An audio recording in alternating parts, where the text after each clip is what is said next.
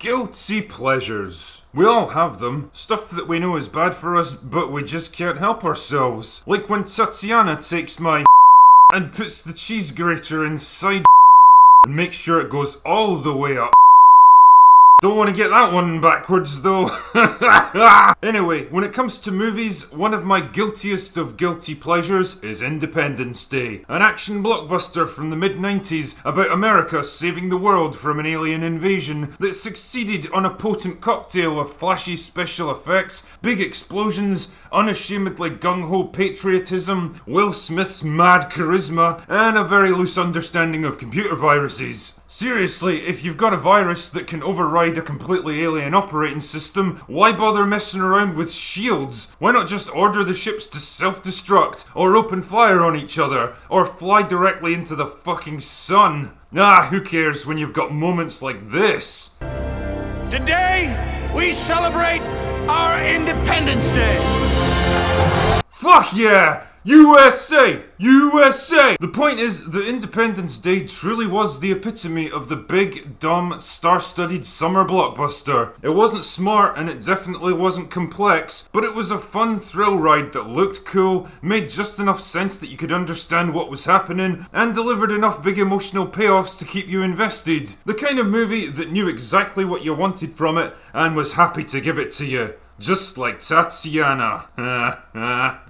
But then 20 years later, long after the buzz and excitement and relevance of Independence Day had faded from memory, director Roland Emmerich woke up one day and decided that what the world really needed was a sequel.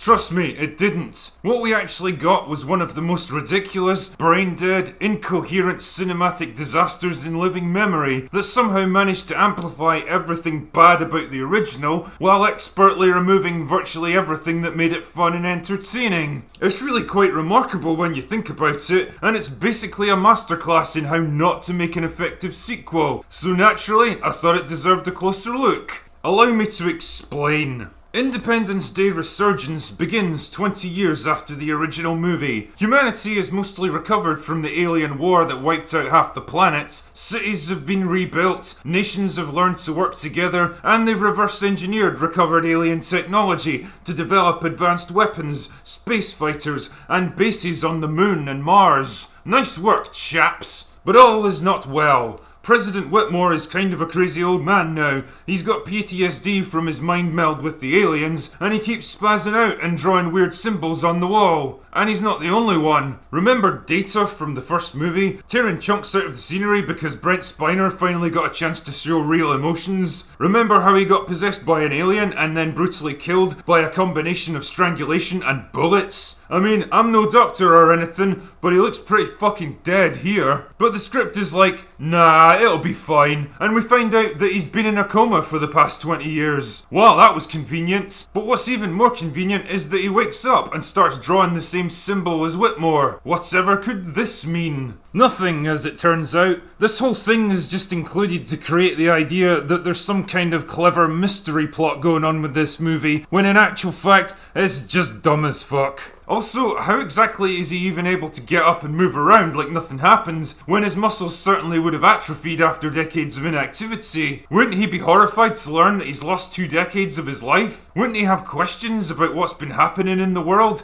not to mention his friends and family and loved ones? Who cares? There's even a cameo appearance from Robert Loggia as General Grey. In fact, this was his final movie role, because he died before the movie even came out. And while it's nice that they were able to bring him back, man, it's pretty clear he wasn't long for this earth. Jeff Goldblum is also in this movie, playing the same basic character that he's been playing for the past 20 years, a comically exaggerated Jeff Goldblum. Anyway, now he's the world's top scientist, so he goes to Africa to investigate the only alien ship from the last war that actually landed. I love how this scene is played out like this is the very first time he's been here. Fuck's sake, mate, you've had 20 years. You seriously telling me that you've never bothered to investigate one of the most significant artifacts from the last war until right now?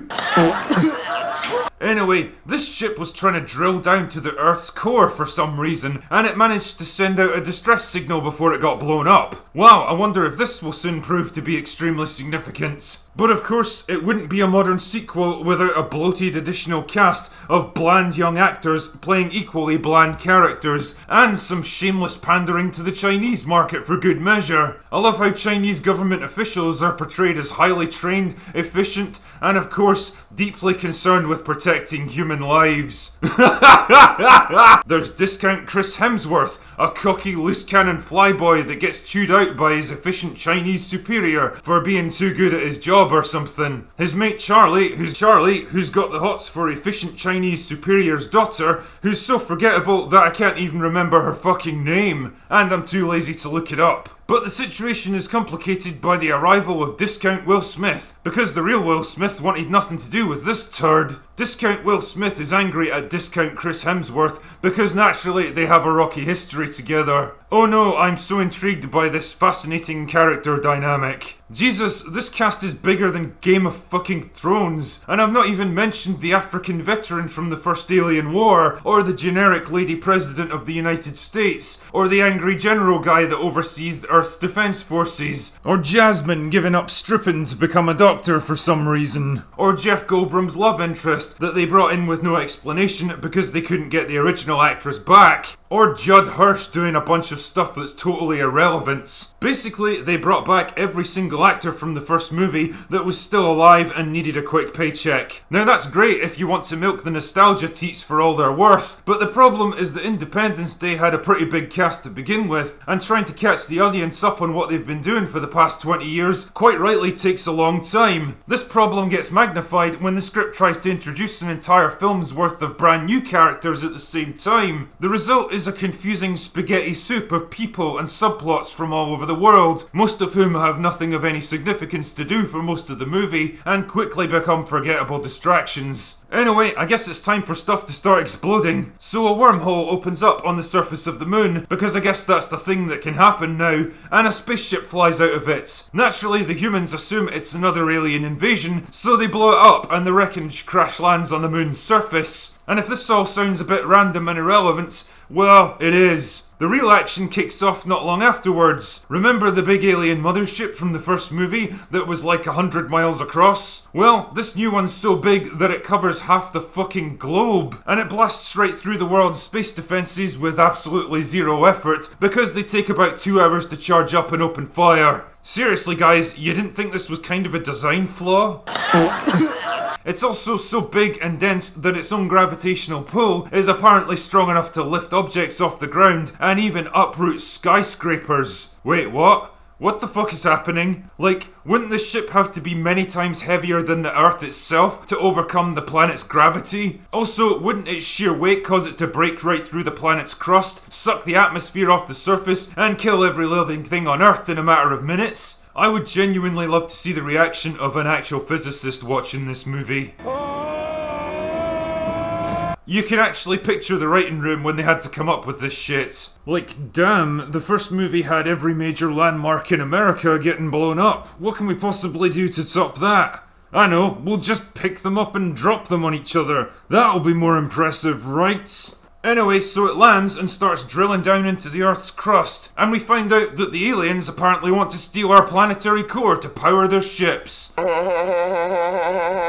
I'd like to point out that basically every terrestrial planet in the galaxy has a molten core. That's literally billions of worlds that they could harvest without any difficulty or resistance whatsoever, so they'd never have to expend massive amounts of military resources invading populated worlds with advanced civilizations. I don't know, maybe they just like fighting. Or maybe they're just assholes. Or maybe the scriptwriters didn't think this one through. Naturally, the humans need to put a stop to this bullshit before the aliens can reach the core. Luckily, the whole alien force is basically a giant hive mind that's being controlled by a single queen. If they can kill her, it'll shut down all the drones and ships under her commands. Wow, lucky the aliens' entire command structure is based around a single individual with no backups or contingencies of any sorts. Like, what if this queen got sick and died, or got killed in an accident, or drank too many shots of toilet duck until she choked to death on her own vomit?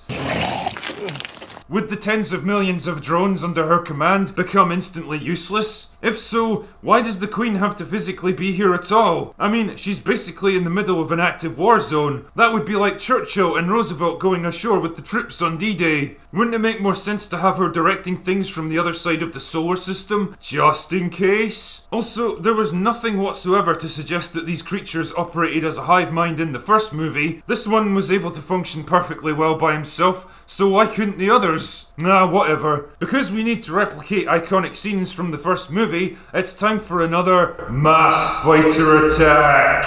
Now, considering what happened 20 years ago, you'd think they'd be kind of concerned that the aliens would anticipate an attack like this, but they're like, nah, it'll be fine. But it turns out it won't be fine. After fighting their way through heavy resistance and getting inside the alien ship, the fighters all get disabled by a magic EMP, which kind of begs the question, why didn't the aliens just use that to begin with? Were they just fucking around? Man, these aliens really are assholes. Naturally, discount Chris Hemsworth, discount Will Smith, and forgettable Chinese actress all remember to wear their plot armor, so they're totally fine. And these guys absolutely do not give a shit about this situation. Look, see? He's taking a piss in front of the aliens to show how much he doesn't care.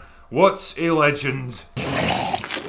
Meanwhile, at Area 51, Discount Data activates a giant white space testicle, which makes the alien queen really mad, so she gets into a smaller ship and heads off to destroy it. Wait, why couldn't she just send an army of drones to do this? Why would she put herself, literally the most valuable member of her entire species, in danger for a mission like this? Why is she even so determined to destroy the giant white space testicle? Don't know. So the humans put out a fake signal to lure the alien queen out into the desert, and President Whitmore gets inside the queen's ship and uses a nuke to blow it up. But the queen escapes the wreckage because apparently she has a shield around her own body. Really? Where? And how is it strong enough to withstand a nuclear blast at point blank range? Don't know. This is pretty much where the movie drops all pretenses of even trying to make sense. The Queen is on the rampage trying to get to the giant white space testicle, and fighters are trying to blow her up, and other aliens have gotten loose inside Area 51 to attack the giant white space testicle, and the mothership has almost reached the Earth's core,